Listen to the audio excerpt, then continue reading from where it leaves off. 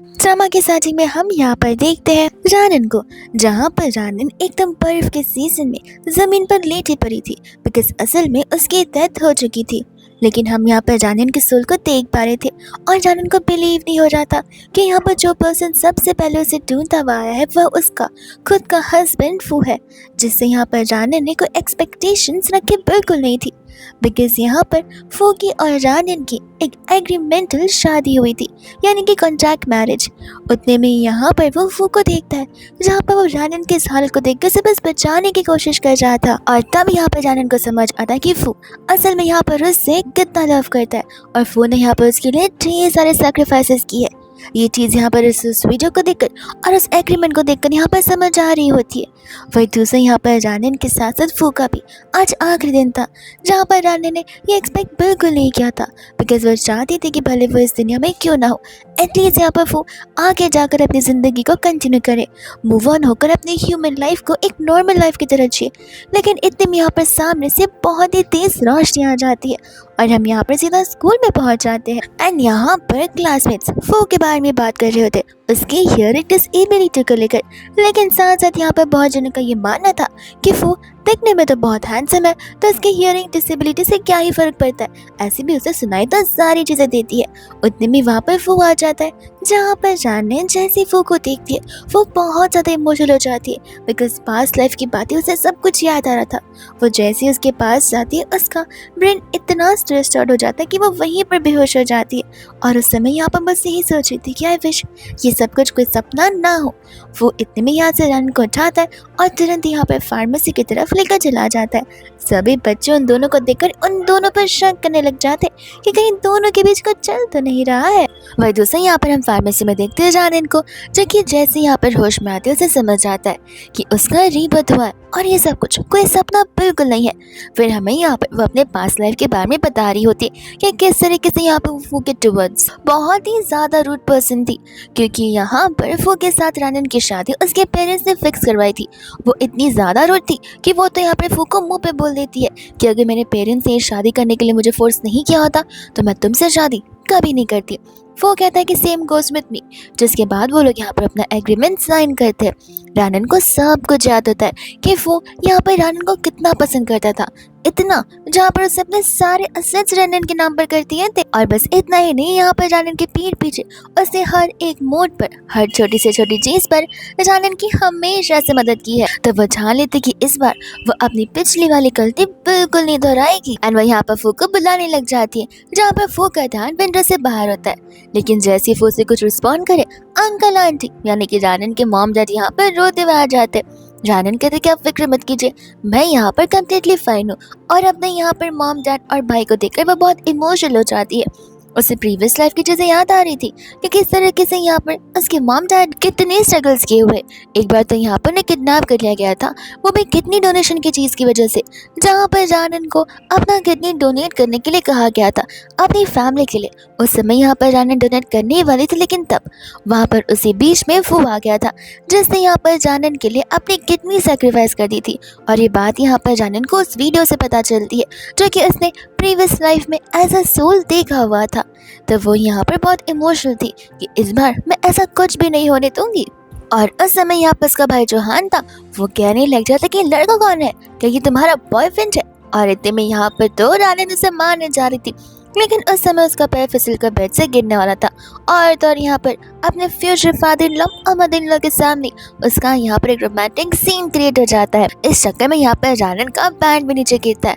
Aunty यहाँ पर पूछने लग जाती है कि तुमने मेरी बेटी की जान बचाई, और यहाँ पर वो उसे थैंक यू बोलने लगती है। अंकल यहाँ पर बहुत गुस्से में आते हैं, जहाँ पर फू भी डर जाता है कि कहीं अंकल यहाँ पर उसे सुना न ले। बट अंकल तो यहाँ पर एकदम चिल काइंड ऑफ पर्सन थे, जहाँ पर वो उसे थैंक यू भी बोलते और शादी की बात भी करना शुरू कर देते, जहाँ पर रानन को इंटरप्ट करना पड़ता है और वो उनसे कहते कि जैसा आप सोच रहे हमारी रिलेशनशिप ऐसे बिल्कुल भी नहीं है। तो फिर वो लोग यहाँ पर पूछने लग जाते कि फिर कैसी है, जिसके बाद में यहाँ पर वो अंकल आंटी को बाहर ही भेज देती है। हान कहने लग जाता है कि सच सच बताओ, आखिर तुम दोनों का रिश्ता क्या है। और इसके पहले कि कुछ यहाँ पर वो बोले, वो उसे भी बाहर निकाल कर दरवाजे को लॉक कर देती है। तब यहाँ पर फू उसकी उस बैंड को नोटिस करता है जिसके अंदर यहाँ पर घुंघरू लगे हुए थे। इतने में यहाँ पर वो लॉक कर फू के पास आकर उसे तान के बोलती है। उन दोनों के बीच में चीजें इतनी ज्यादा ऑकवर्ड हो जाती है जहाँ पर तो रानन से गलती से वो ट्रॉली से सारे सामान नीचे गिर जाते और फू यहाँ पर सभी सामानों को वापस समेटने लग जाता है। वही दूसरे यहाँ पर सारे घर वाले थे जो कि कान लगाकर सुनने की कोशिश कर रहे थे कि आखिर इन दोनों के बीच कौन सी बातें चल रही होगी। वही रानन को याद आता कि हमारी क्लास है, अगर हम नहीं गए तो हमें पनिशमेंट मिल जाएगी। वो लोग जाने लग जाते हैं और रानन यहाँ पर जैसी दरवाजा ओपन करती है सभी के सभी घर वाले उस और गिरने ही वाले थे बिकॉज वो लोग कान दबाए हुए सारी बातें सुनने की कोशिश कर रहे थे। फिर वो लोग ऐसा करते कि जैसे ऐसे वो लोग यहाँ पर हान पे चिल्ला रहे हो, वो क्लास नहीं जा रहे इस वजह से, और वहाँ से भाग जाते। रानन यहाँ पर ऑकवर्ड फील करने लगता है और उसे सॉरी बोलकर वहाँ से भाग जाती है क्लास के लिए। वो को यहाँ पर रियलाइज होता है कि रानन बिल्कुल नहीं बदली है, और अब बिल्कुल नहीं बदली है से इसका मतलब बहुत कुछ हो सकता है। व्हाट इफ यहाँ पर फू का भी रीबर्थ हुआ हो। रानन तो यहाँ पर क्लास में जाकर अपने डेस्क पे बैठ जाती है और मन ही मन यहाँ पर वो शर्मा रही होती है। वह दूसरे यहाँ पर फू के पास में होता है वो पेन जो कि यहाँ पर रानन का था। फिलहाल के लिए यहाँ पर वो उस चीज को अपने पास रख लेता है। वही दूसरा जैसे यहाँ पर वो अपने डेस्क के पास जाने वाला था, वो क्लासमेट गुस्सा करने लग जाती है और कहती कि अपना डेस्क लो और यहाँ से दफा हो जाओ, मैं तुम्हारी डेस्क में बिल्कुल नहीं बनना चाहती हूँ। तो फिर यहाँ पर बैठने वाला था लेकिन वो उसके चेयर को धक्का मारता है, साथ साथ उसके बैग को उठाकर फेंक भी देती है। तो फिर वो उसे यहाँ पर बैग उठाने के लिए कहता है बट वो क्लासमेट बिल्कुल नहीं सुनती। वो तो यहाँ पर उस बैग को कुचलना शुरू कर देती है, जहाँ पर रानन को याद आ रहा था कि ये बैग तो यहाँ पर फू की मॉम की आखिरी निशानी है जो कि यहाँ पर उसकी मम्मा उसे देकर गई हुई है और उसे इस बात का बहुत बुरा लगता है। तो फिर यहाँ पर वो फू के लिए स्टैंड लेने लग जाती है एंड कहती है कि किसने तुम्हें कहा कि फू के बाजू में कोई बैठना नहीं चाहता, तो मैं यहाँ पर सबसे वियर्ड लड़की हो। क्लासमेट बोलने लग जाती कि देखो मेरे बीच में ना पड़ो तो बहुत बेहतर होगा।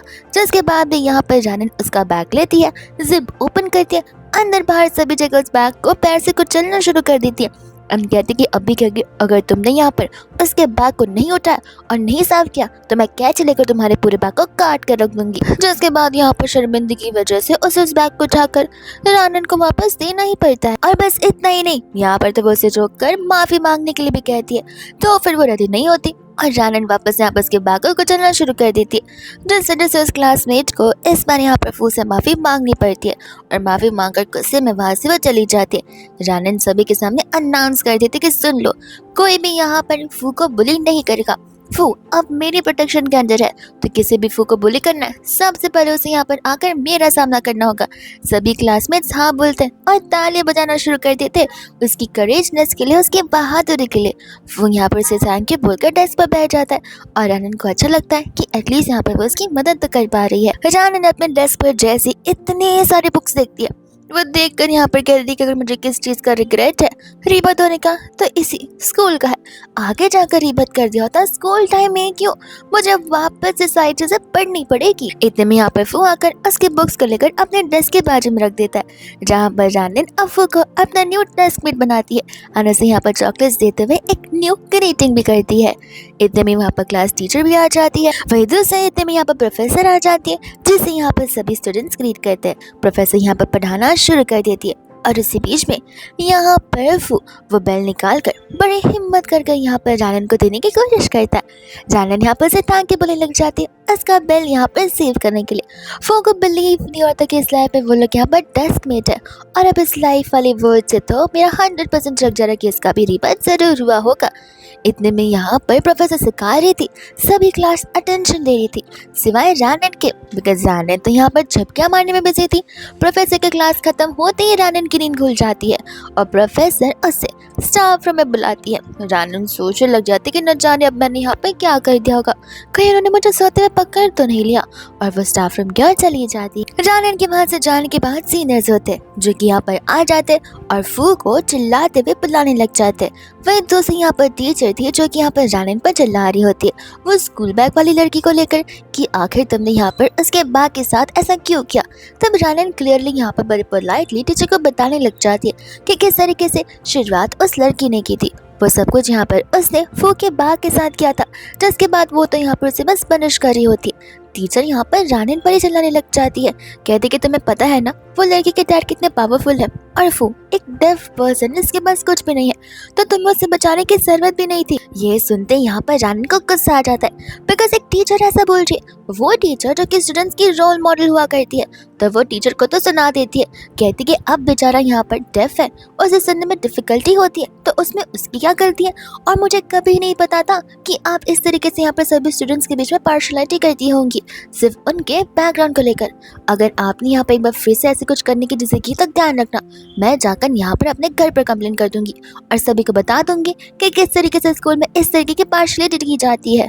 वह इतने में यहाँ पर स्टूडेंट भाग कर आ जाता है रानिन को बताने के लिए कि सीनियर्स चिल्लाते हुए यहाँ पर फू को ढूंढते हुए आए थे और वो उसे लेकर यहाँ पर ओपन ग्राउंड में चले गए। तब रानिन भी दौड़कर चले जाने लग जाती है कि कहीं कोई यहाँ पर मुसीबत खड़ी ना हो जाए। सभी लोग तो यहाँ पर ग्राउंड में इकट्ठा हो जाते हैं। जैसे ही वहाँ पर रानिन जाती है, वो सीनियर जी को नोटिस करती है। फिर उसे याद आता है कि किस तरीके से प्रीवियस लाइफ में यहाँ पर जी ने बेचारे फू को कितना ज्यादा बुली किया था, इतना बुली किया था कि बड़े होने के बाद यहाँ पर तो फू एकदम ही कोल्ड और हार्ड क्रूअल पर्सन बन चुका था, जहाँ पर उसे किसी भी चीज़ को लेना देना बिल्कुल नहीं था। पर रानिन सोचती कि इस बार ऐसा नहीं होगा, मैं यहाँ पर इसी को तो बिल्कुल नहीं छोड़ूंगी। अगर उसे यहाँ पर फू के ऊपर उंगली उठाने की भी कोशिश की तो जहाँ पर तो जी फू के ऊपर गुस्सा कर रहा होता है कि तुम्हारी हिम्मत कैसी हुई यहाँ पर मेरी बहन को बुली करने की, आज तो मैं यहाँ पर तुम्हें बिल्कुल नहीं छोड़ूंगा। वो बहन वाला वर्ड सुनकर यहाँ पर तो रानिन को डीसी की याद आने लग जाती है, वो डीसी जो कि फ्यूचर में भी उसके साथ थी, यानी कि पास्ट लाइफ में। वही इतने में यहाँ पर वो लोग फू को एक जोर से पंच मारते हैं, जिस पंच की वजह से यहाँ पर फू को बचपन के ड्रामा याद आ जाते। वो ड्रामा जहाँ पर उसने बचपन में बहुत कुछ सहा था, पेरेंट्स की अब्यूसिव चीजें, पेरेंट्स का आपस में झगड़ा होना, और वो एक ऐसी फैमिली में पड़ा है जहाँ पर शांति और पीस नाम की कोई चीज एग्जिस्ट करती ही नहीं थी। वही दूसरे यहाँ पर रानिन को गुस्सा आ जाता है, वो चली जाती है यहाँ पर उन्हें सबक सिखाने के लिए, जहाँ पर रानिन को तो देखकर सभी लोग यहाँ पर उसे सुपर वुमन बुलाना शुरू कर देते हैं। उस समय तो यहाँ पर जी को गुस्सा आ जाता है कि तुम्हारी हिम्मत कैसे हुई यहाँ पर मुझे मारने की। रानिन उसके पास आती है, खुद ब खुद नीचे गिर जाती है, और वो एक ऐसे एंगल में खड़ी थी जहाँ पर किसी को कुछ दिखाई नहीं देता। तो रानिन यहाँ पर रोना शुरू कर देती है कि तुमने मुझे थप्पड़ मारा, मुझे धक्का मारा। यहाँ पर बेचारी एक सॉफ्ट गर्ल, एक बेचारी बच्ची को, लड़की को तुम्हें यहाँ पर बुली करते हुए शर्म नहीं आ रही, तुमने मुझ पर हाथ कैसे उठा दिया। सभी लोग यहाँ पर रानिन की बात पर बिलीव करने लग जाते, और इसी चीज को लेकर तो यहाँ पर वो लोग सुनाना शुरू कर देते कि आखिर तुम यहाँ पर ऐसा कैसे कर सकते हो। तब जी तो यहाँ पर घबरा जाता है कि अब सबको लग रहा हो कि मैं इतना ज्यादा फूल और इतना ज्यादा लूज पर्सन कि मैं यहाँ पर एक लड़की पर हाथ उठा रहा हूँ। तो वह सभी को समझाने लग जाता है, और रानिन मौके का फायदा उठाकर उसकी पैंट खींचना शुरू कर देती, जहाँ पर जी बस अपनी इज्जत बचाने की कोशिश कर रहा था। जी यहाँ पर रानिन को वार्निंग देता है, और रानिन उसकी बात बिल्कुल नहीं सुनती है, कहती कि चलो अब उसका यहाँ पर हियरिंग डिवाइस दे दो तो मैं तुम्हें छोड़ दूंगी। और जैसे वो हियरिंग डिवाइस देता है, वो उसके पैंट को ही छोड़ देती है, जहाँ पर सभी स्टूडेंट्स जोर जोर से हंसने लग जाते हैं उसकी येलो कलर की पैंटीज को देखकर।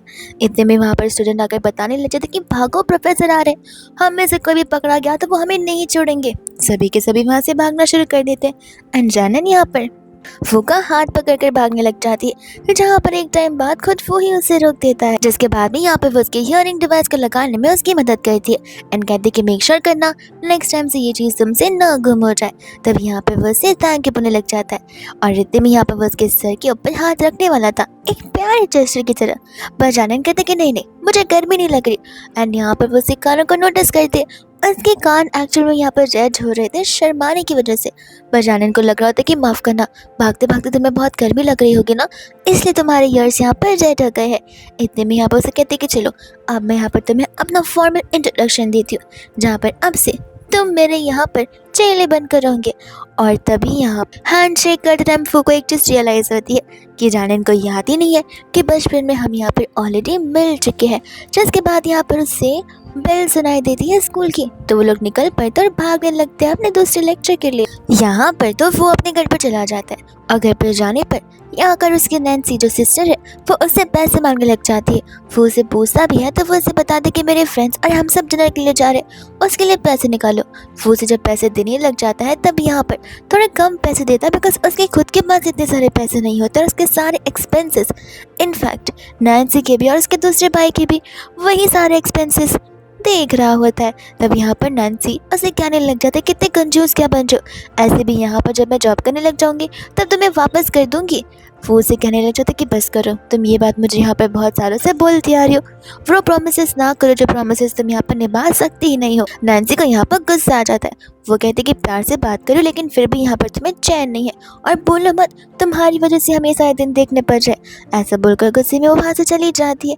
तब उसका भाई यहाँ पर उसे कहने लग जाता है कि नैन्सी गलत नहीं बोल रही है, तुम्हारी वजह से हमें ये सब कुछ सहना पड़ रहा है। और हाँ, लैंडलॉर्ड आए थे रेंट मांगने के लिए, अगर रेंट तुम पे नहीं कर सकते तो जा सकते हो।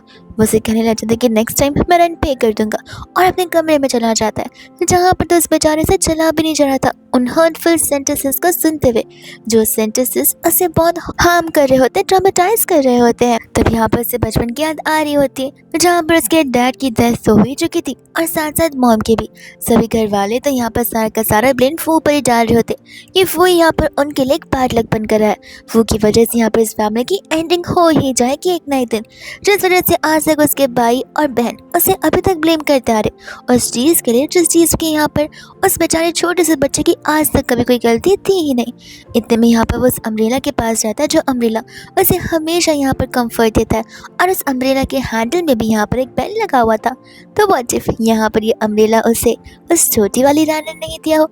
उस अम्ब्रेला के साथ रहकर यहाँ पर वो थोड़ा सा शांत हो जाता है और अपनी नींद को वही बैठे बैठे कंप्लीट करने लग जाता है। इसके बाद में जब यहाँ पर वो क्लास में जाते तब वो नोटिस करते कि सभी बच्चे यहाँ पर फो के ऊपर बॉटल फेंक कर उसे परेशान कर रहे होते, बट वो यहाँ पर उनमें से किसी को कुछ बोलता ही नहीं है।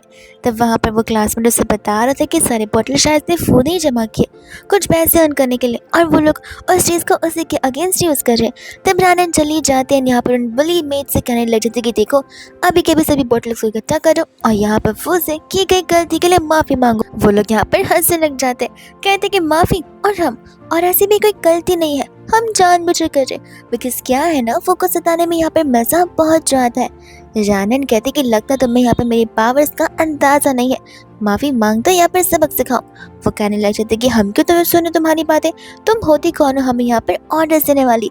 रानन कहते कि मैं बस यहाँ पर 3 तक काउंटिंग करूँगी और जब वो काउंटिंग कर रही होती है इस बीच यहाँ पर ये जो बुली पर्सन होता है वो तो यहाँ पर फू के फैमिली के बारे में बहुत कुछ बोल देता है, वो सारी चीज़ें जो कि यहाँ पर फू को अब तक हॉन्ट करती आ रही है। सब कुछ सुनते यहाँ पर फू को बहुत गुस्सा आ जाता है। वो गुस्से में उस क्लासमेट से कहता है कि बस अब एक और शब्द ही मत कहना, लेकिन जैसे वो कुछ बोलने वाला था तब तक रानन की काउंटडाउन खत्म हो जाती है और वो अपने पैरों से उसके पैरों पर कुचल देती है जहाँ पर वो पेन उस इंसान के लिए दुनिया का सबसे बड़ा पेन बन जाता है और वो नीचे भी गिर जाता है चिल्लाते हुए।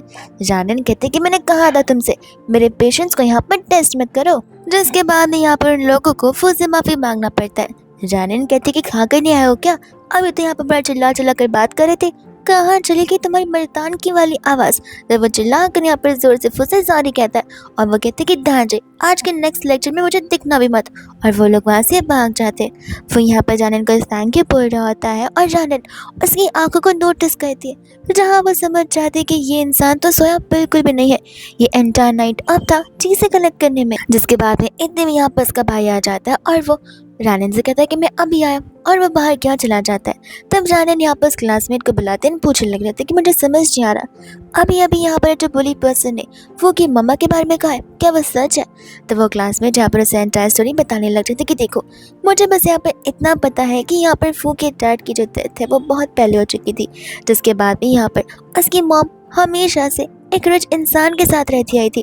वो रिच इंसान जो कि उसका यहाँ पर बायोलॉजिकल डैड था और उस समय यहाँ पर कुछ एक ट्रेजिकल इवेंट हुआ उनके फैमिली में, जिसके बाद से यहाँ पर फू को किसी और के साथ में रहना पड़ रहा है। ये सुनकर जानन भी कंफ्यूज हो जाते कि आखिर ये कौन सा पजल है। तो वो मोटे इंसान कहने लग जाते कि सही कहा, इसी रीज़न की वजह से मैं यहाँ पर कुछ बोलता नहीं हूँ, बिकॉज इस स्टोरी को लेकर सभी लोग अपना अपना परसेप्शन, अपना अपना पर्सपेक्टिव और कंक्लूजन बताना शुरू कर देते, जहाँ पर मैं नहीं चाहता कि मैं किसी की लाइफ को इस तरीके से जज करूँ। और मुझे सच्ची नहीं पता कि कितनी बातें सच है और कितनी बातें झूठ है। जानने कहने लग जाते कि अगर सचमुच यहाँ पे वो रिच पर्सन का बेटा है, तब तो यहाँ पर इसके डैड मिस्टर फू होंगे, बिकॉज सभी इसे फू के नाम से बुलाते हैं, जो कि इसका सरनेम है। और अगर वो उनका बायोलॉजिकल बेटा है तो वो सचमुच बहुत रिच पर्सन है। जिसके बाद में यहाँ पर वो बाहर आकर अपने भाई से उस इंजरी के बारे में पूछने लग जाता है, जो कि उसके यहाँ पर नोज पर लगी हुई थी। तब वो उसे यहाँ पर कुछ बताता नहीं है, कहता कि फिलहाल ये इम्पोर्टेंट नहीं है, मेरी ट्यूटरिंग फीस वो मुझे दे दो। जिसके बाद में यहाँ पर वो अपने पैसे निकालता है और उसके बाद जितने बचे होते हैं वो सारे पैसे यहाँ पर वो अपने भाई को ही दे देता है, बिकॉज गिन चुनकर उसके पास उतने ही पैसे बचे हुए थे। जिसके साथ साथ यहाँ पर वो उसे नैन्सी का फ़ोन दे देता है। ये कहते हैं कि ये फ़ोन यहाँ पर से लौटा देना। वो कहता है कि तुम खुद क्यों नहीं लौटा देते। तब उसका भाई उसे समझाने लग जाता है कि देखो, वो यहाँ पर इस पूरे स्कूल की प्रिंसेस है, सब लोग उससे बहुत मानते, अगर मैं इस शक्ल के साथ जाऊंगा तो वो ज़रूर मेरे पर गुस्सा हो सकती है। ऐसा बोलकर वहाँ से वो चला जाता है। वो नोटिस करता है कि इस फ़ोन पर कंटिन्यूसली कोई तो कॉल आए जा रहा है, और हम यहाँ पर देखते हैं उसके भाई को, जो कि एक पर्सन को कॉल लगाता है एंड कहने लग जाता है कि मैंने पैसे यहाँ पर ले लिए। अब इस कॉल से तो इतना तो समझ आ जाता है कि वो पैसे यहाँ पर वो अपनी ट्यूशन फीस के लिए तो बिल्कुल नहीं ले रहा था। वही दूसरे यहाँ पर वो पहुंच जाता है नैन्सी के क्लासरूम के यहाँ पर, जहाँ पर नैन्सी जैसी फू को देखते वो उसे यहाँ पर डेफ पर्सन बुलाना शुरू कर देती है। तब उसके फ्रेंड्स जा रहे होते हैं यहाँ पर उसे भगाने के लिए। नैन्सी बोलती कि जाने दो, मैं उससे बात कर कराती हूँ, ऐसे भी वो एक स्पेशली डिसेबल्ड पर्सन है, व्हाट इफ यहाँ पर उसे कुछ इंपॉर्टेंट मदद की ज़रूरत हो तो। और जाकर यहाँ पर वो उससे बात करते उस पर चिल्लाती है कि कितनी बार कहा कि मुझसे मिलने मत आया करो, पता है ना मैं किसी को बता नहीं सकती कि हमारा रिलेशन क्या है। वो उसे बताने लग जाता कि मैं तो बस यहाँ पर तुम्हारा फ़ोन लौटाने के लिए फ़ोन लेकर यहाँ पर नैन्सी से बोलते कि देखो, मेरी कोई गलती नहीं है, ऐसे भी खुश होने का तुम्हारे पास कोई हक नहीं है, और भूलो मत ये सारी चीज़ें तुम हमें यहाँ पर ओन करते हो। ऐसा बोलकर वो चली तो जाती है, लेकिन इस चीज़ का इम्पैक्ट यहाँ पर फू पर बहुत भारी भरकम होता है। उसे पास्ट ट्रॉमास याद आने लग जाते हैं, जहाँ पर उसकी बॉडी कम्प्लीटली वीक पड़ जाती है, और उस समय जानन यहाँ कर ये सब कुछ देखती है और हैरान हो जाती है उसके इस कंडीशन को देखकर। जिसके बाद में यहाँ पर वो उसके पास आ जाती है और उसे बुलाने लग जाती है, जहाँ पर फू को सब कुछ धुंधला धुंधला सा नजर आ रहा होता है। लेकिन जानन की आवाज़ को सुनते हुए वो उस एस्केप डोर के थ्रू बाहर आ जाता है, और जानन को देख पा रहा था। वो वहाँ से जाने वाला था, पर जानन उसे होते में ही रोक लेती है, और उस समय तो यहाँ पर वो गिरने वाली थी, बट वो यहाँ पर से संभालने लग जाता है। जानन उसे पूछने लग जाती है कि अचानक से तुम्हें क्या हो गया, तुम यहाँ पर अपने सेंसेस से बिल्कुल ही नजर आ रहे थे। और वो को याद आ रहे थे वो सारे हर्टफुल सेंटेंसेस जो कि यहाँ पर नैन्सी उसे कुछ समय पहले बोल कर गई है। तभी यहाँ पर उन सेंटेंसेस को याद करते हुए वो जानन से कहते कहे कि देखो, अब से यहाँ पर हमें मिलने की ज़रूरत नहीं है, तुम मुझसे जितना दूर होगी उतना बेटर होगा। ऐसे बोलकर वो चला जाता है, वो भी अपने लिए नहीं, सेल्फिश होकर नहीं, बल्कि जानन के लिए, बिकॉज उसे लगता है कि उसके आसपास जो भी पर्सन है वो कभी खुश नहीं रह सकते, वो इंसान हमेशा स्ट्रगल करेंगे, और वो जानन को सेम सिचुएशन में देखना तो बिल्कुल नहीं चाहता है। दूसरी ओर जानन सोचते कि अचानक से ऐसे क्या हो गया। वहीं दूसरे यहाँ पर वो उस क्लासमेट को बुलाकर पूछने लग जाती है कि आखिर इस वो को हो क्या गया है, कि अचानक से आकर मुझे इतना कोल्ड शोल्डर क्यों दे रहा है, यानी कि इतनी कोल्ड वाइब्स, इतना नास्टी लुक क्यों दे रहा है। तो वो लोग यहाँ पर सोचने के लिए बाहर चले जाते हैं, बाहर की हवा भी खाने के लिए। इतने में वहाँ पर जी अपनी चमचों के साथ आ जाता है, यहाँ पर चिल्लाने के लिए फू पर। फू यहाँ पर उसकी बातें सुनने के लिए अपना ईयरफोन्स लगाता है, और बाद में उसे कहने लग जाता है कि क्या बोल रहे हो तुम। सी कहने लग जाता है कि बस हुआ तुम्हारा नाटक, अब तो मैं तुम्हें यहाँ पर बिल्कुल नहीं छोड़ूंगा। जहाँ पर वो उसके साथ फिजिकल फाइट करने आ रहा था, लेकिन यहाँ पर फू की ताकत बहुत ज़्यादा होती है, वो तो यहाँ पर उसी के ऊपर अटैक करना शुरू कर देता है, जहाँ पर जी तो अपनी उंगलियों को तक मूव नहीं कर पा रहा था। जिसके बाद उसे फू से माफ़ी मांगनी पड़ती ताकि फू से छोड़ सके, और गुस्से में आकर वो फू का नहीं बल्कि उसके बाजू वाले डेस्क को लात मार कर जा रहा था। फू कहने लग जाता कि तुम्हारी हिम्मत कैसे हुई मेरे डेस्क मेट की डेस्क को लात से मारने की और ये सब करने की, और इस चीज़ के लिए तो यहाँ पर वो उसे और मारना शुरू कर देता है। वही दोस्तों यहाँ पर जानन को और उस क्लासमेट को देखते जो कि बात करते हुए आगे बढ़ रहे थे, और वो लोग सोल्यूशन के बारे में सोच रहे थे कि इतने यहाँ पर जानन फू की आवाज़ को सुनती है, तो फिर वो क्लास की ओर भागने लग जाते कि कहीं फू पुली ना हो जाओ। बट उसे तो यहाँ पर कुछ और ही नज़ारा देखने के लिए मिलता है, जहाँ पर फू जी को बहुत पिट रहा था, और जी के फ्रेंड्स चुपके से वहाँ से भागने की कोशिश कर रहे थे। जी बोलता कि देख क्या रही हो, जाओ जाकर यहाँ पर प्रोफेसर को बुलाओ। बट जानन यहाँ पर सबसे अच्छा काम करती है, जो होता है यहाँ पर उस दरवाजे को शांति से बंद कर देना, ताकि वो भी यहाँ पर अपने काम को शांति से निपटा सके। जिसके फिर बाद यहाँ पर वो और स्टोर को ओपन करती है एंड फू से पूछने लग जाती है कहीं फू को तो यहाँ पर कोई चोट नहीं लग गई। जी कहने लग जाता है कि मुझसे पूछो मुझे क्या हुआ है। वो तो यहाँ पर एकदम सही सुधार नजर आ रहा है। जिसके बाद में यहाँ पर रानी बोलती कि मैं तुमसे क्यों पूछूं। वही दूसरे इतने में प्रोफेसर आ जाते हैं जो कि उन सभी को वहाँ पर बुलाने लग जाते हैं गुस्से में, और वो सभी के सभी स्टाफ रूम चले जाते हैं। जब वो लोग स्टाफ रूम से बाहर आ रहे होते तब यहाँ पर जी कहते कि मेरा पूरा नाम सुन लो और मुझे यहाँ पर भूलना मत। रानन बोलती जाती हो कि तू अभी एक फाइट, और वो वहाँ से चला जाता है। जिसके बाद में उसे पूछ रखते कि जरा मुझे बताओ कि आखिर तुम मुझे यहाँ पे इतना अवॉइड क्यों कर रहे हो। वो उसे क्लियरली कहने लग जाते कि देखो मेरी वजह से बाद में यहाँ पर सभी लोग तुम्हें भी टारगेट करना शुरू कर देंगे, जो चीज़ मैं यहाँ पर बिल्कुल भी नहीं चाहता हूँ। रानन बोलते कि मुझे और टारगेट मेरी फिक्र क्यों कर रहे हो, मेरे होते हुए यहाँ पर मेरा कोई कुछ बिगाड़ नहीं सकता है, और ऐसे भी हम यहाँ पे बहुत लवली फ्रेंड्स हैं। वो से कहते हैं कि नहीं हम फ्रेंड्स नहीं है क्योंकि तुम आगे जाकर रिग्रेट करोगी। जानन बोलने की किस बात का रिग्रेट, फ्रेंड्स के बीच में ना कोई रिग्रेट होता है, ना थैंक यू ना सॉरी, सिर्फ होती है तो कनेक्टिविटी जो कि हमारे बीच बहुत अच्छे से है। वही दूसरी यहाँ पर वो उसके साथ पिंकी प्रॉमिस करती है एंड कहती है कि अब कॉन्ट्रैक्ट बन चुका है, जिस कॉन्ट्रैक्ट को तुम यहाँ पर नहीं तोड़ सकते, और अगर तोड़ोगे तब तुम बहुत रिग्रेट करोगे। इतने में उससे पूछने लग जाते कि कल वीकेंड है, कल तुम क्या कर रहे हो। वो उसे मना कर देता है ये कहते हुए कि वो बिजी है, उसे कुछ काम है, और इतना कहकर वहाँ से वो चलना चाहता है, जहाँ पर जानन को बुरा लगता है बिकॉज वो सोच रही थी कि वो यहाँ पर फू के साथ वीकेंड स्पेंड करना चाहती है। फिर इसके बाद में हम यहाँ पर वीकेंड का डे देखते हैं, जहाँ पर कार में बैठ कर कोई तो यहाँ पर फू के ऊपर नजर रख रहा था एंड वो यहाँ पर कैफे में वीकेंड्स पर अक्सर काम किया करता है। तब उस समय वहाँ पर हम देखते हैं हान को और तो जानन को, जहाँ पर हान ने जानन के लिए इन्फॉर्मेशन निकालता कि आखिर फू वीकेंड्स पे करता क्या है। तब जानन कहने लग जाती कि क्या तुम पक्का श्योर हो कि फू यहीं पर काम करता है। वो उससे कहता है कि हाँ मेरी इन्फॉर्मेशन हमेशा 100% एक्यूरेट होती है, बिलीव नहीं होता कि अंदर जाकर देख लो। तो इसके बाद यहाँ पर जानन अंदर की ओर जाते हैं, ढेर सारे ऑर्डर्स प्लेस करना शुरू कर देती है। जानन ने यहाँ पर 5 से ज़्यादा ऑर्डर्स प्लेस किए थे, इसलिए उसे यहाँ पर स्मॉल गिफ्ट मिल रहा होता है, जिस गिफ्ट को देखकर वो यहाँ पर बहुत खुश हो जाती है बिकॉज वो चीज़ उसे बहुत पसंद जो आती है। एंड यहाँ पर वो उनसे एक और मांगने लग जाते हैं ताकि यहाँ पर वो फू के साथ में शेयर कर सके। इतने में वहाँ पर फू से देख जाता है, जहाँ पर दोनों एक दूसरे को ग्रीट करते हैं एंड वहाँ की स्टाफ जो मैनेजर थी वो उनसे पूछते कि लगता है तुम दोनों एक दूसरे को जानते हो। वो बताने लग जाते कि हाँ हम बैटमेट्स हैं। तब यहाँ पर जानने उसे बहुत सारी बातें करने लग जाती। इतने में वो अपने काम पर लग जाता है, जहाँ पर वो सिर्फ और सिर्फ फू को देख रही थी और उसके मस्कुलर हाथों को कि आखिर यहाँ पर कॉफ़ी बनाते टाइम में कितना ज़्यादा हैंडसम नजर आता है। वो उसका सारा ऑर्डर पैक कर उसे दे देता है। तब रानन वहाँ से चली तो जाती, लेकिन वो उस बेल वाले किचन को वहीं पर भूल चली जाती है। तब वो अपनी मैनेजर से परमिशन मांगता है कि क्या वो उस किचन को रखकर एक और किचन ले सकता है। मैनेजर बोलती कि क्यों नहीं, सब समझ में कि आकर तुम्हें एक्स्ट्रा किचन किसके लिए चाहिए।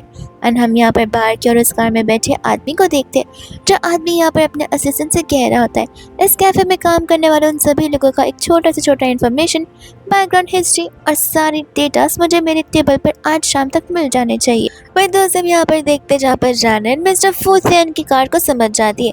मिस्टर फूसियन यहाँ पर वो पर्सन है जिनका बेटा यहाँ पर फू है। तब जानन सोच रही होती कि काश यहाँ पर मिस्टर को पता होता कि उनका बेटा एग्जिस्ट करता है तो आज यहाँ पर फू को इतने मेहनत वाले काम नहीं करने पड़ते। और वो यहाँ पर सोचने लग जाती कि वर्टी फू खुद ही यहाँ पर कुछ आइडिया निकाले, कुछ प्लानिंग करना शुरू करे ताकि अंकल और फू दोनों के दोनों यहाँ पर एक दूसरे से मिल सके, उन्हें भी यहाँ पर एक बेटा मिल जाए, फू को भी एक डैड, जिसके बाद फू को यहाँ पर स्ट्रगल्स नहीं करने पड़ेंगे। वही इतने यहाँ पर डीजी आ जाती है सारा मजा किरकिरा करने के लिए। फिर इसके बाद में जब यहाँ पर वो उसे बुलाती है तो वो रानन जाने से मना करती है। इसके लिए वो खुद ब खुद यहाँ पर नानी के पास चलकर आ जाती है एंड यहाँ पर नैन्सी से कहने लग जाती है कि लगता है यहाँ पर तुम अपने डेस्क मेट के साथ कुछ ज़्यादा ही क्लोज होने की कोशिश कर रहे हो। और ऐसे में यहाँ पर नैन्सी जूनियर हो को भी रानन को ढेर सारी चीज़ें भूल जाती है। रानन को यहाँ पर गुस्सा आने लग जाता है। वो उसे कहते हैं कि तुम्हें क्या लगता है मुझे तुम्हारे बारे में यहाँ पर कुछ पता नहीं है कि तुम कैसी पर्सन हो जो कि अब बेचारे फू को कितना ज़्यादा बुली करती है। अगर मैं यहाँ पर तुम्हारे बदले होती या फिर मुझे कोई परमिशन देता उस इंसान को पनिश करने की तो सबसे पहले यहाँ पर मैं तुम्हें पनिश करती। और इसी चक्कर में यहाँ पर दोनों का तो कोल्ड वॉर शुरू हो जाता है, जहाँ पर दोनों ढेर सारी आर्ग्यूमेंट्स करने लग जाते हैं। रानन तो जानबूझकर यहाँ पर उसे धक्का देती है, जिस धक्के से वो गिर जाती है और वो यहाँ पर उस पर चिल्लाने वाली थी। रानन बोलती है क्या करोगी, चिल्लाओगी और कहोगी कि मैंने तुम्हें बुली किया। ठीक है मैं तुम्हें बुली किया तुम्हारे सामने और तुम्हारे सभी फ्रेंड्स के सामने मैं पर इस बात को एक्सेप्ट करती हूँ, देख तो क्या कि तुम मेरा क्या ही बिगाड़ सकती हो, जो बिगाड़ना है बिगाड़ लो, कुछ बिगड़ सकता ही नहीं है। इतने में यहाँ पर हाँ रानन को बनाने लग जाता है कि कहता होता है कि चलो हमें देरी हो रही है। वही दोस्त यहाँ पर नैन्सी थी जो कि ठान लेती कि आज का बदला तो मैं यहाँ पर इस रानन से जरूर लेकर जाऊंगी। के बाद में यहाँ पर रानन नेक्स्ट से चली जाती है स्कूल में, और वो भी जल्दी, ताकि यहाँ पर वो फू से एक्स्ट्रा मिल सके। फू को यहाँ पर वो उसके डैड फू से उनके बारे में बताने लग जाती है, जिस चीज में यहाँ पर फू को बिल्कुल भी इंटरेस्ट नहीं था। रानन कहते कि तुम एक काम क्यों नहीं करते, तुम मेरे घर पर आ जाओ, फिर यहाँ पर मैं तुम्हारी बड़ी बहन बन जाऊंगी और हमारा नाम यहाँ पर एक साथ आ जाएगा। वो उसे मना करने लग जाता है। वो उसे कहते कि आखिर तुम यहाँ पर मिस्टर फूतान की फैमिली में क्यों नहीं चले जाते, बिकॉज वो तो तुम्हारे यहाँ पर फादर है, तुम्हें ढेर सारे बेनिफिट्स मिलेंगे। उस समय यहाँ पर वो मना कर देता है, कहने लग जाता है कि इस फैमिली में मैं नहीं जाना चाहता, जिस फैमिली में यहाँ पर पर्सन नहीं है जिसे मैं ढूंढ रहा हूँ। रानन सोचने लग जाते हैं कि जरूरी मेरी ही बात कर रहा होगा, और ये बात सोच कर यहाँ पर वो शाय फील करती है। वो घर पर यहाँ पर अपना बैंक का पासबुक ढूंढ रहा था जो उसे मिल नहीं रहा था, और तब यहाँ पर वो अपने भाई से पूछने लग जाता है, और उसका भाई यहाँ पर नर्वस हो रहा था जहाँ वो एक बैग लेकर जा रहा था, जिस बैग को वो यहाँ पर हाइड करने लग जाता है। वो से पूछता कि इस समय तुम कहाँ जा रहे हो। वो उसे कहते हैं कि फ्रेंड के यहाँ जा रहा हूँ, तुम्हें डिटेल जानने की जरूरत नहीं है। वो उसे पूछे भी लग जाता है कि आखिर तुम क्या छिपाने की कोशिश कर रहे हो। तब वो उसे मुंह तोड़ जवाब देता था कि देखो मुझे ज़्यादा कुछ पूछने की ज़रूरत नहीं है, भले हम यहाँ पर भाई भाई हैं लेकिन हमारे सरनेम्स कंप्लीट अलग है। बस यहाँ पर चीज़ें थोड़ी सी सुधर जाए, फिर मैं और मेरे सिस्टर तुम्हें छोड़कर हमेशा हमेशा के लिए चले जाएंगे। इतने में वहाँ पर लैंडलॉर्ड आ जाते हैं, जहाँ पर वो उनसे कहते हैं कि प्लीज़ मुझे बस अब यहाँ पर कुछ और दिनों की मोहलत दे दीजिए। लैंडलॉर्ड कहते कि मैं तो तुम्हें बताने आया था कि अनामिरस पर्सन तुम्हारा रेंट पे करके चला गया। अब वो इस बात में बहुत गहरी सोचे पड़ जाते हैं कि आखिर वो पर्सन कौन हो सकता है। वो उसे कहने लग जाते कि वो पर्सन जो कोई भी हो, तुम उसे जानते हो तो तुम्हें उसे थैंक यू जरूर बोलना चाहिए। इतना बोलकर यहाँ से वो चला जाता है। फू का शक यहाँ पर रानन पर चला जाता है, और फिर उसके बाद में यहाँ पर उसका शक रानन से ज़्यादा जा रहा होता है नैन्सी की तरफ। नैन्सी होती जो कि यहाँ पर रानन को धमकाने आई थी, लेकिन उतने में यहाँ पर फुआ का नैन्सी को बुलाता है कुछ पर्सनल बातें करने के लिए, और वो उसे यहाँ पर अपना कार्ड वापस मांग रहा होता है। वो उसे कहते कि यहाँ पर तुम इतने हेजिटेट क्यों कर रहे हो, ऐसे भी तुम्हारे डैड तो वो पैसे यहाँ पर तुम्हारे लिए छोड़ कर गए, तो क्या हम तुम्हारे बायोलॉजिकल डैड के पैसे यूज़ नहीं कर सकते। ऐसे भी यहाँ पर तुम्हारी वजह से मेरे डैड की मौत हो गई है, तुम्हें तो खुश रहना चाहिए कि इन सब चीज़ों के बाद भी हम यहाँ पर तुम्हें हमारे साथ रहने दे रहे हैं। वो से कहने लगते थे कि देखो मैं उन पैसों का यहाँ पर यूज़ नहीं करना चाहता, और अब तुमने उनमें से यहाँ पर पैसे यूज़ कर दिए रेंट पे करने के लिए, जो कि कन्वीनियंट नहीं है।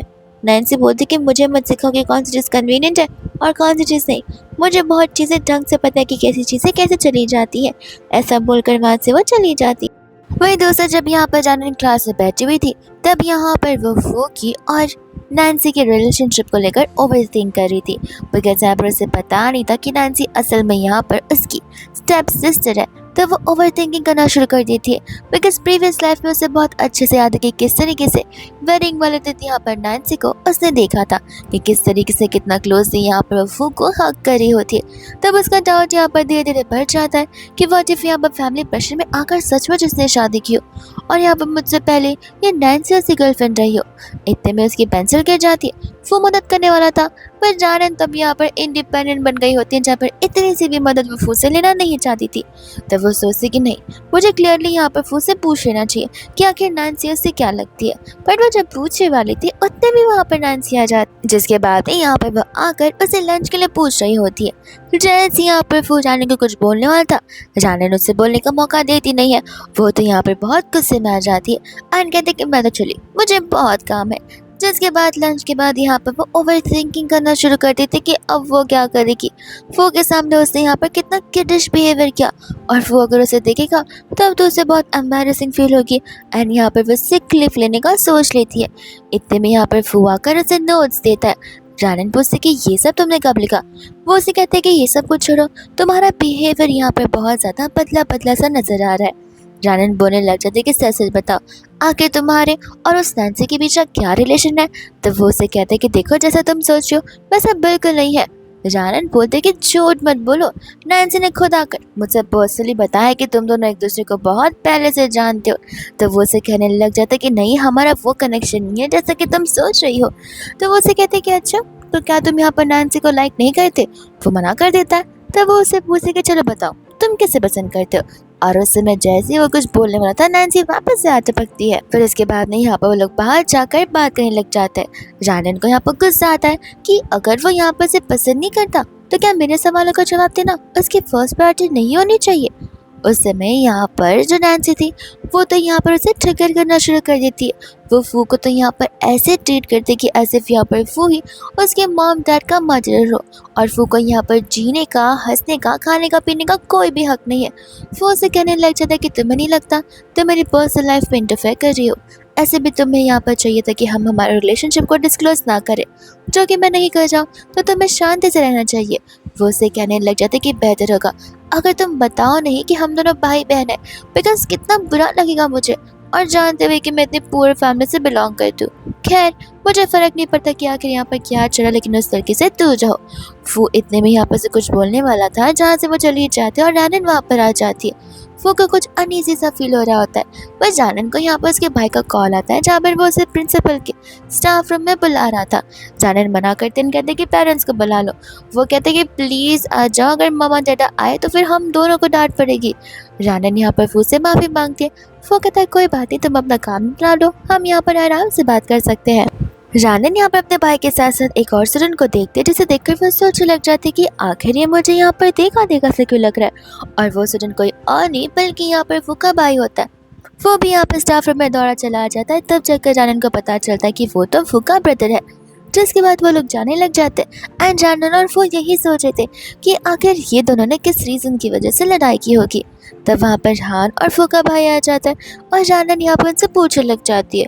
तो फिर फूका भाई उसे मना कर रहा था कोई भी बात बताने से। हान कहते कि नहीं, वो हमसे बड़े, हमें उन्हें सब कुछ बता देना चाहिए, ऐसे भी हमारे पेरेंट्स इस चीज़ में इन्वॉल्व नहीं है। हान अपने सिस्टर को बता रहा था कि किस तरीके से वो लोग यहाँ पर फ्राइड चिकन शेयर कर रहे थे, और उस समय वहाँ पर वो लोग सेल करना शुरू कर देते। लेकिन तब वहाँ पर आ गए थे कुछ गुंडे जो कि आकर उनसे पैसे मांगना शुरू कर दिए थे। इस वजह से उन दोनों की पिटाई हो गई थी क्योंकि वो लोग उनसे लड़ने की कोशिश कर रहे थे। यहाँ पर तो फू अपने भाई को ये सारी चीज़ें करने से मना कर देता है। ये कहते हैं कि तुम्हें यहाँ पर अपनी पढ़ाई पर फोकस करना चाहिए, ना कि इन चीज़ों पर। तो वो उसे कहने लग जाता है कि नहीं, मैं बस यहाँ पर कुछ पार्ट टाइम जॉब्स करके अपने आप को इंडिपेंडेंट बनाना चाहता हूँ और कुछ नहीं। इतने में हानो से लेकर बाहर चला जाता है। जानन पूछने लग जाता है कि आखिर इतना रूड पर्सन क्यों है। तो वो उसे बताने लग जाता है कि वो बस कोल्ड पर्सन जैसा बिहेव करता है, लेकिन अंदर ही अंदर उसका हार्ट एकदम सॉफ्ट पर्सन जैसे है। एक्चुअल में मैं यहाँ पर उसका रियल नहीं बल्कि स्टेप ब्रदर हूँ, और इनके अकॉर्डिंग तो यहाँ पर मैंने उनके डैड की मौत देख ली, उनके मम्मा की भी जान ले ली। इस तरह से वो लोग मुझे ऐसा ट्रीट करते हुए आ रहे हैं। जानन को यहाँ पर फुकिल बुरा लग रहा होता है। वो तो यहाँ पर जानन को पता नहीं वाला था कि दोनों के दोनों कैसे मिले थे। लेकिन इतने में हान आकर जानन को बुलाता है, जहाँ पर जानन उसे गुड बाय बोल के चली जाती है। यहाँ पर तो फूका भाई उसे कहता भी है कि तुम उसे पसंद करते हो ना, पर वो उस बात से कम्प्लीटली डिनाई कर देता है। और हम यहाँ पर उनके बिल्डिंग के नीचे का सीन देखते हैं, जहाँ पर सभी लोग उस लग्जरियस कार को देख रहे होते। वो जैसे ही वहाँ से जाने लग जाता है, असिस्टेंट आकर फू को रोकता है और उसे यंग मास्टर कहकर बुलाता है। तब वो उसे कहने लग जाता है कि माफ़ करेगा, आपने गलत इंसान को पहचान लिया। असिस्टेंट कहता है कि नहीं, आप ही सही पर्सन है, एंड यहाँ पर बॉस आपसे बात करना चाहते हैं। वो कहता था कि अपने बॉस को ये मैसेज पास कर देना कि मैं उनसे बात नहीं करना चाहता। ऐसा बोलकर वहाँ से वो चले ही जाते हैं और असिस्टेंट यहाँ पर अपने बॉस से सॉरी बोलने लग जाता है, जहाँ पर हम देखते हैं फू की सारी इन्फॉर्मेशन मिस्टर फूसियान के पास अवेलेबल होती है, एंड यहाँ पर वो उसकी मॉम का पता लगाने के लिए कह देते हैं। तब यहाँ पर नैन्सी आकर फू से कहने लग जाती है कि क्या तुम भी अपने डैड के पास जाना चाहते हो। फू कहने लग जाता है कि फिक्र मत करो, मैं इस घर से तो जाऊँगा, लेकिन अपने डैड के पास नहीं, खुद के बलबूते पर जाऊँगा।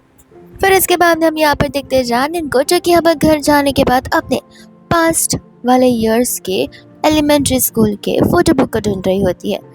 तब यहाँ पर हान से कहने लग जाता है कि इतनी पुरानी फोटोज़ का तुम क्या करोगे। जानन कहते हैं कि मुँह बंद रखो। एंड तब यहाँ पर उसे डाउट होता है कि कहीं नैन्सी और फू यहाँ पर भाई बहन तो नहीं है, और ये बात कंफर्म करने के लिए वो फू के घर पर चली जाती है। बट उसके साथ साथ यहाँ पर तो जानन को एक और चीज़ इसके अंदर दिख जाती है। वो भागकर जाते उसे घर पर और बोलने लग जाते कि तुम और मैं एक दूसरे को यहाँ पर एलिमेंट्री स्कूल से जानते आ रहे, और ये बात तुमने मुझे यहाँ पर बताया भी नहीं। फिर मानी मरन कहने लग जाता कि कैसे बताता, मैं यहाँ पर एक लड़का हूँ, अगर बताता कि तुम मुझे अभी भी याद हो, मैं तुम्हें हर बार देखते आ रहा हूँ, तो मैं कितना क्रीपी साउंड करता। वो रानन से कहता है कि मुझे याद तो था बट मुझे कंफर्म नहीं था, इसलिए मैंने कभी यहाँ पर पूछा नहीं, है सोच रही थी कि मिसअंडरस्टैंडिंग होगी। वही दूसरे यहाँ पर रानन का पेट आवाज़ करने लग जाता है। फिर से कहता है कोई बात नहीं, खा कर जाना, मैं यहाँ पर डिनर ही प्रिपेयर कर रहा था। एंड बाद में यहाँ पर वो लोग डिनर करने के लिए बैठ जाते हैं, जहाँ पर रानन उससे बातें करने लग जाती है और उनकी बातें यहाँ पर बहुत ही ज़्यादा डीप टॉक्स बन जाती है, जहाँ पर तो वो एक्सप्लेन कर रहा होता है कि क्यों उसे यहाँ पर अपने डैड के साथ आगे नहीं जाना है। वो यहाँ पर अपने डैड को बहुत पसंद करता है, उन्हें एडमायर करता है, लेकिन बस तकलीफ ये है कि क्या कभी भी उन्हें पता नहीं था कि आखिर उनका एक खुद का बेटा भी है, जो इतने सालों बाद जाकर उन्हें सारी बातें पता चल रही है। और क्या मेरे बर्थ के समय उन्होंने यहाँ पर मेरी मम्मा का ध्यान रखने का कुछ सोचा भी नहीं, और इन्हीं रीजंस की वजह से यहाँ पर वो उनके पास जाना ही नहीं चाहता। और भी ढेर सारी चीज़ें होती है। रानन यहाँ पर उसे कंफर्ट करती, उसे मोटिवेट करती कि तुम्हें ज़्यादा ओवरथिंक करने की ज़रूरत नहीं है, जो कुछ भी होगा ठीक ही होगा। इतने में ही वहाँ पर डिनर करते करते उसका भाई आ जाता है। रानन कहते कि अब तो मुझे यहाँ से चले जाना चाहिए, पर यहाँ पर फूका भाई कहता है कि नहीं नहीं, मैं तो बस बेडरूम की ओर ही जा रहा था, तुम दोनों आराम से बैठकर डिनर कर सकते हो। और जब रानन आने लग जाती है तब वहाँ पर नैन्सी आ जाती चिल्लाते हुए कि आखिर ये लड़की यहाँ पर इस घर में क्या कर रही है। वही दूसरे यहाँ पर तो नैन्सी इस बात को लेकर बहुत बड़ा हंगामा क्रिएट कर देती है, वह सारे सामान को गुस्से में फेंकने में लग जाती है। वो से बोलने लग जाती है कि आखिर तुम्हारी प्रॉब्लम क्या है। नैन्सी बोलती कि सचमुच तुम्हें पता नहीं कि आखिर मेरी प्रॉब्लम क्या है। मैं तुम्हें बताना चाहती हूँ कि तुम यहाँ पर खुश होना डिजर्व नहीं करते हो, बिकॉज तुम्हारी वजह से मेरी एंटायर फैमिली जा चुकी है और अब मुझे यहाँ पर एक ऑर्फन लड़की बनकर रहना पड़ रहा है, ऐसे लोगों के साथ जिनके साथ मैं यहाँ पर रहना भी नहीं चाहती हूँ। तब यहाँ पर फूको ढेर सारे वही सारे हर्टफुल चीज़ें बोलने लग जाती है। तब वहाँ पर फूका भाई आकर नैन्सी को यहाँ पर कमरे में जाने के लिए कहता है और वह यहाँ पर फूको फिक्र करने से मना करता है। वो उसे कहने लग जाता है कि तुम जब चाहो तब जा सकते हो, मैं बड़ा हो चुका हूँ जहाँ पर मैं नैन्सी का ध्यान खुद रख सकता हूँ। तुमने हमारे लिए ऑलरेडी बहुत कुछ किया है और अब मैं यहाँ पर तुम पर ज़्यादा बर्डन नहीं डालना चाहता। तुम्हारी जब मर्जी होगी तुम जा सकते हो, और अगर तुम फिलहाल यहाँ पर अपने आप पर कॉन्सेंट्रेट कर लो तो तुम्हारा करियर आगे बहुत ब्राइट और बड़ा भी है। वो उसकी बातों को सुनकर यहाँ पर बहुत इमोशनल हो जाता है। फिर बाद में हम यहाँ पर स्कूल का सीन देखते हैं, जहाँ पर आ जाता है ज़ा, और ज़ा कर यहाँ पर आकर वो रैनन को चिल्लाना शुरू कर देता है। तब यहाँ पर रैनन उसे बताते कि नहीं तुम गलत समझ रहे हो, असल में यहाँ पर जो नैन्सी है वो फूकी लिटिल सिस्टर है। ये सुनते ही यहाँ पर जी को सब कुछ समझ आ जाता है। वो कहने लगता है कि तभी मैं सोचूं कि जब भी मैं यहाँ पर उसके पास आने की कोशिश करता हूँ हर बार यहाँ पर वो गुस्से में क्यों आ जाता है। जैसे ही वहाँ पर फू आता है वो तो फू को यहाँ पर स्नैक्स ऑफर करने लगता है और सभी के सभी यहाँ पर क्लास वालों के सामने अनाउंस कर देता है कि अब से वो यहाँ पर उसके बड़े भाई जैसा है, अगर कोई भी फू को परेशान करेगा तो वो यहाँ पर बिल्कुल नहीं बच पाएगा। ऐसा बोलकर वो उसे गुड बाय बताते होकर चला जाता है। फू रैनन से पूछने लग जाता है कि इससे अचानक से क्या हो गया, कि इसने खाने में कुछ मिलाकर खाया था। रैनन से कहते कि नहीं तो मैंने बस तो उसे इतना बताया कि यहाँ पर नैन्सी तुम्हारी यंगर सिस्टर है और देखो कैसे वो तुम्हें प्लीज करना शुरू कर चुका है। वही दूसरा यहाँ पर फोटो चला जाता है ब्रेक के लिए और तब वहाँ पर आ जाती है नैन्सी, जो आकर यहाँ पर बैठ जाती है रैनन के बाजू में, और उस समय यहाँ पर वो उसे बहुत ही ज़्यादा सेल्फिशनेस के साथ बात कर रही होती है एंड कहते कि तुम्हें पता अगर सभी को पता चल गया कि यहाँ पर मैं गिरी हूँ और तुमने मुझे गिराया तब कोई तुम्हें नहीं छोड़ेगा। और ऐसा बोलते हुए वो खुद गिर जाती है और यहाँ पर ऐसे बिहेव करते कि एज इफ मैं बहुत करीब हूँ और यहाँ पर रैनन को मेरी सच्चाई पता चल गई है, इसलिए एज अ अमीर किड होने के नाते मुझे बुली कर रही है। सभी लोग इस चीज़ के लिए यहाँ पर रैनन को जज करने लग जाते। इनफैक्ट प्रिंसिपल भी वहाँ पर आ जाती जो रैनन पर चिल्ला रही होती कि इस बार तो तुमने यहाँ पर लिमिट्स क्रॉस करके रख दी है। रैनन समझाती भी है कि उसने कुछ नहीं किया, बट कोई इसकी बातों पर बिलीव करने के लिए रेडी नहीं था। इतने में वहाँ पर फू आ जाता है, जो कि साफ साफ बता रहे थे कि उसने यहाँ पर रैनन पर बुरा ट्रस्ट है, वो ऐसा नहीं कर सकती। नैन्सी कहते कि लगता तुम मुझसे कुछ ज़्यादा ही लव करते हो। फू कहते कि लव का तो पता नहीं बचा, मुझे उसके पर 110% भरोसा है कि वो ऐसा नहीं कर सकती है। इतने में यहाँ पर किसी के पास कोई एविडेंस नहीं होता, लेकिन रैनन के पास ज़रूर होता है, बिकॉज नैन्सी के आते उसने कॉल रिकॉर्डिंग शुरू कर ली थी। वो कॉल रिकॉर्डिंग उन्हें सुनाने लग जाती है, जहाँ पर सभी को समझ में आ जाता है कि अगर रैनन ने उसे धक्का दिया भी होता तो भी रैनन की गलती नहीं थी, बिकॉज यहाँ पर तो नैन्सी ऑलरेडी उसे कितना कुछ बोल चुकी है।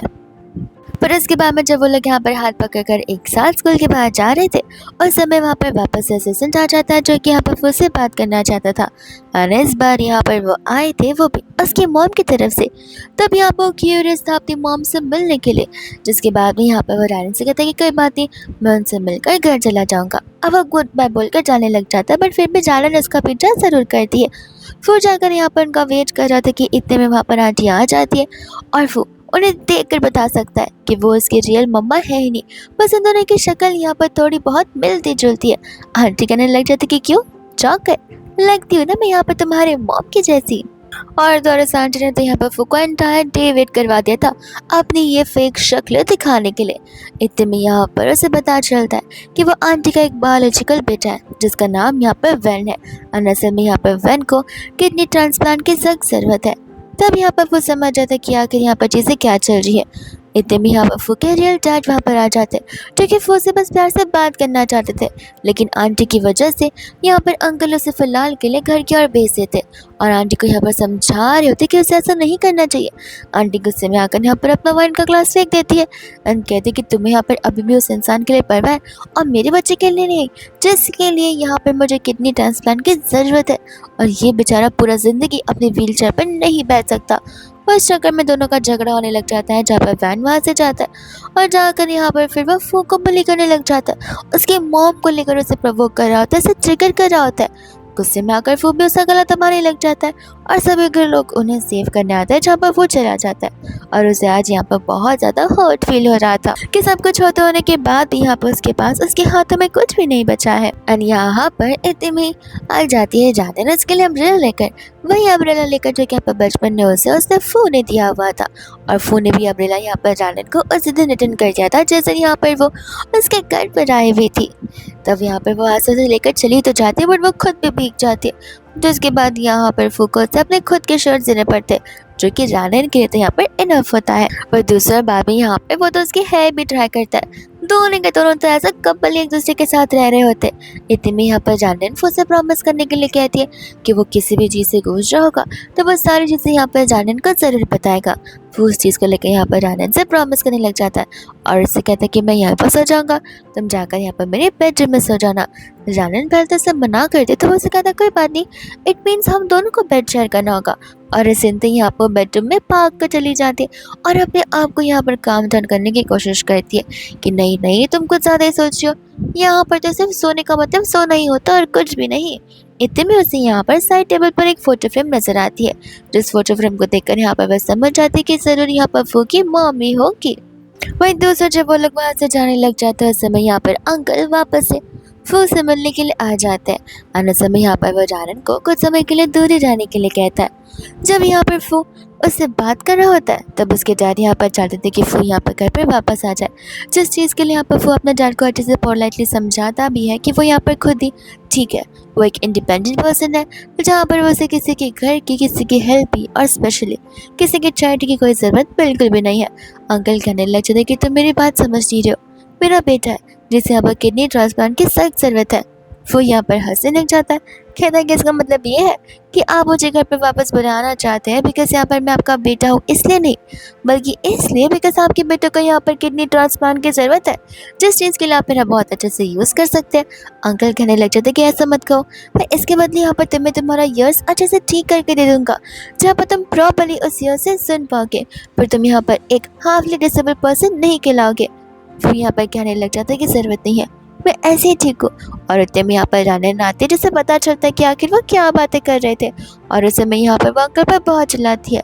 अंकल फू से कहते कि सोच लो, ये पैसे, ये ईयरिंग, ये सभी चीज़ें यहाँ पर तुम्हें आगे जाकर तुम्हें और तुम्हारी गर्लफ्रेंड को खुश करा सकती है। पैसे से यहाँ पर सब कुछ तोला जा सकता है। बट वो यहाँ पर अपने डैड को कम्प्लीटली डिनाई कर उसे वहाँ से जाने के लिए कह देता है। वही दोस्त हम यहाँ पर अंकल आंटी को देखते जहाँ पर अब हमें समझ आता है कि अंकल आंटी की सारी बातों को क्यों मान रहे होते, बिकॉज आंटी का फेस यहाँ पर फू की मॉम से मिलता जुलता है और हर बार उस फेस का इस्तेमाल करते हुए आंटी यहाँ पर बातें ऐसी करती है, इमोशनल बातें, ताकि अंकल को तो यहाँ पर सैड ही फील होने लग जाए और वही इमोशन में बहकर उनकी सारी बात मानकर सारी बातों को करने के लिए मान जाए। वही दूसरे यहाँ पर जानन और वो एक साथ बैठकर यहाँ पर बात कर रहे थे और अंकल यहाँ पर कॉल लगा लेते फू को, जहाँ पर उन्होंने आज जो कुछ भी बोला उस चीज़ के लिए यहाँ पर फू से माफ़ी मांगने लग जाते एंड कहते कि देखो इन दी एंड तुम यहाँ पर मेरा ही खून हो, मेरी फैमिली का एक हिस्सा हो, तो प्लीज़ सोच समझ कर बता देना घर आने का तुम्हारा डिसीजन क्या होगा, मैं तुम्हारे कोई भी डिसीजन से खुश रहूँगा। बट यहाँ पर फ़ोन की कॉल को कट कर देता है, दोनों यहाँ पर एक दूसरे को हग करने लग जाते हैं बिकॉज यहाँ पर ये सिचुएशन दोनों के लिए बहुत इमोशनल जो होता है। वही दूसरे में यहाँ पर देखते हैं जहाँ पर जानन फू को अपने पेरेंट्स से एक बार फिर से मिलवाती है, जहाँ पर वो लोग तो ढेर सारी बातें भी करते और अपनी फोटोज भी खींचते। उस समय यहाँ पर उसके रियल डैड यानी कि मिस्टर फू डैड फू को देख रहे थे और यहाँ पर उन्हें रियलाइज होता कि वो अपनी लाइफ में कितना ज़्यादा खुश है। अगर मैंने यहाँ पर अपने डैड होने की सारी रिस्पॉन्सिबिलिटी निभाई होती तो आज ये पर्सन दुनिया की सभी चीज़ों को ओन करता और सारी चीज़ें डिजर्व करता है। पर दूसरे यहाँ पर अंकल होते हैं जो अब यहाँ पर अपनी टॉक्सिक वाइफ के साथ सारा रिलेशनशिप खत्म करना चाहते हैं। वो आकर यहाँ पर डिवोर्स पेपर सबमिट कर देते हैं। आंटी इमोशनल कार्ड प्ले करने की कोशिश करती है बट अंकल इस बार बहकावे में बिल्कुल नहीं आते। वो कहने लग जाते कि अब मैं यहाँ पर तुमसे टॉर्चर होना बिल्कुल नहीं चाहता, वो भी सिर्फ इस वियर्ड सी चीज़ को लेकर। उनके जाने के बाद आंटी तो यहाँ पर पेपर्स को फाड़ लेती है मगर वो इस घर को छोड़कर नहीं जाना चाहती पैसों के लिए। वही दूसरे यहाँ पर आंटी फू को अपने घर पर बुलाती है माफ़ी मांगने के लिए। वो फू से यहाँ पर प्यार से बात करती है और उसे पानी भी ऑफर करती है, लेकिन पानी पीने के ठीक बाद वो वहीं पर बेहोश हो जाता है और आंटी की चार यहीं पर ऑलमोस्ट कंप्लीट हो जाती है। वो तुरंत ही उसे यहाँ पर हॉस्पिटल की ओर शिफ्ट करवा देती है बिकॉज आंटी का यहाँ पर प्लान था कि वो यहाँ पर सभी के सामने आज तुरंत ही वो किडनी ट्रांसफर करवा कर रहेगी अपने बेटे के लिए। जिसके बाद यहाँ पर वो दोनों के दोनों ऑपरेटिंग रूम में जाते हैं। जानन को यहाँ पर समझ आ जाता है कि कुछ तो गड़बड़ है, तो वो तुरंत ही सभी को कॉन्टैक्ट करती है और हॉस्पिटल पहुँचने के लिए कहती है। मिस्टर फू और जानन यहाँ पर दोनों सेम समय पर आ जाते हैं और तब यहाँ पर डॉक्टर्स बताने लग जाते हैं कि जो यहाँ पर उनका बेटा है यानी कि वैन वो जिंदा नहीं है। ये सुनते यहाँ पर आंटी हैरान हो जाती है कि आखिर ऐसा कैसे हो सकता है। तब डॉक्टर्स बताने लग जाते कि उसने ऑपरेशन के पहले यहाँ पर ढेर सारे स्लीपिंग पिल्स खाए थे। स्लीपिंग पिल्स एक खाना ठीक है लेकिन ढेर सारे एक साथ वो यहाँ पर हेल्थ को नुकसान पहुँचाता है, विच मीन्स अब इन चीज़ों की वजह से जान भी जा सकती है और ये दुर्घटना आपके बेटे के साथ हुई है। तब आंटी यहाँ पर इन सभी चीज़ों के लिए वापस से दोषी ठहराने लग जाती है फू को, जिस चीज़ को लेकर तो यहाँ पर जानन आंटी से झगड़ने लग जाती कि सारी गलती यहाँ पर आपकी है। और उस समय यहाँ पर उन्हें वैन का एक लेटर मिलता है जिस लेटर के अंदर यहाँ पर वैन ने लिखा था कि आप कभी एक अच्छी मॉम नहीं बन सकती। माना कि मुझे यहाँ पर किडनी ट्रांसप्लांट की ज़रूरत है लेकिन किसी की जान देखकर नहीं, और रोज़ मैं यहाँ पर आपको इस तरीके से डैड को मैनिपुलेट करता नहीं देख सकता। ये झगड़े ये चीज़ें ऐसे मुझसे सहन नहीं होगी। आगे जाकर मैं अपनी लाइफ को अपलिफ्ट कर कभी नहीं जी पाऊँगा।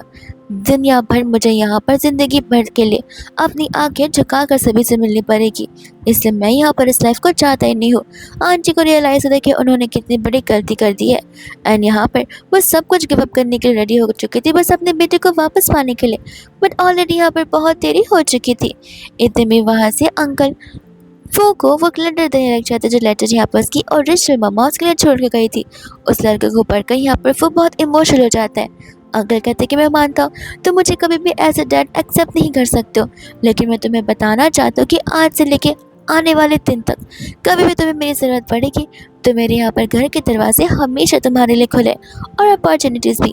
इतने में हम यहाँ पर जानन और वो के ग्रेजुएशन सेरेमनी को देखते जहाँ पर वो लोग फाइनली ग्रेजुएट हो ही जाते एंड जानन ने अपना सारा गोल कंप्लीट कर दिया था, जहाँ पर अब उसका और फू का मेन गोल यही होता है कि दोनों फॉरएवर शादी के बाद एक साथ रहे, जो कि कंटिन्यू ज़रूर होता है। और इसी के साथ ये ड्रामा यहीं पर खत्म हो जाता है।